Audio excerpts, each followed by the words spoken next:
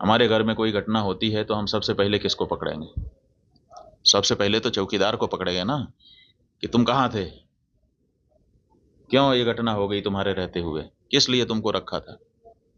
लेकिन यहाँ नहीं ऐसा हो रहा है।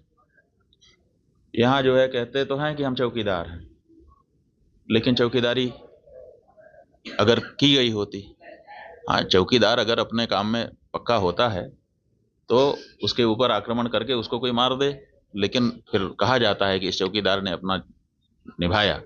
यहाँ तो कुछ पता ही नहीं है, कोई लड़ा ही नहीं उनसे, किसी ने उनको रोकने की कोशिश ही कहीं नहीं की। वो आए, घटना की, आराम से चले गए, कहीं पर उनको कोई बाधा नहीं है। कहाँ है चौकीदार?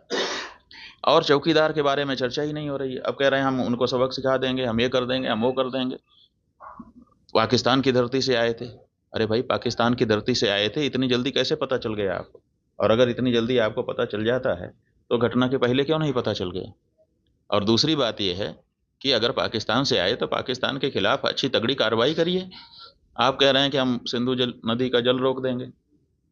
आपके पास जल को रोकने या उसको डाइवर्ट करके अपने ही यहाँ अपने ही देश में रख लेने का कोई उपाय ही नहीं है। हमने विशेषज्ञों से पूछा कि अगर हम सिंधु नदी का जल पाकिस्तान में जाने से रोकना चाहते हैं तो हमारे पास क्या व्यवस्था है। उन्होंने कहा हमारे पास कोई व्यवस्था नहीं है। अगर हम आज से शुरू करें कि ऐसी व्यवस्था हम बना लें तो पैसा कितना लगेगा वो तो अभी पूछिए ही मत। अगर पैसा पर्याप्त दे दिया जाए, पैसे के कारण एक दिन भी काम ना रुके, तब भी 20 साल लगेगा, तब हम सिंधु नदी का जल रोक पाएंगे। तो ऐसी परिस्थिति में हम ये कह दे रहे हैं कि हम सिंधु नदी का जल रोक लेंगे। और टेलीविजन के एंकर हमने सुना, वो कह रहे थे बूंद बूंद के लिए तरसेगा पाकिस्तान, एक गिलास शुद्ध पानी नहीं मिल पाएगा, खेती नष्ट हो जाएगी, बिजली नष्ट हो जाएगी, ये हो जाएगा, वो हो जाएगा।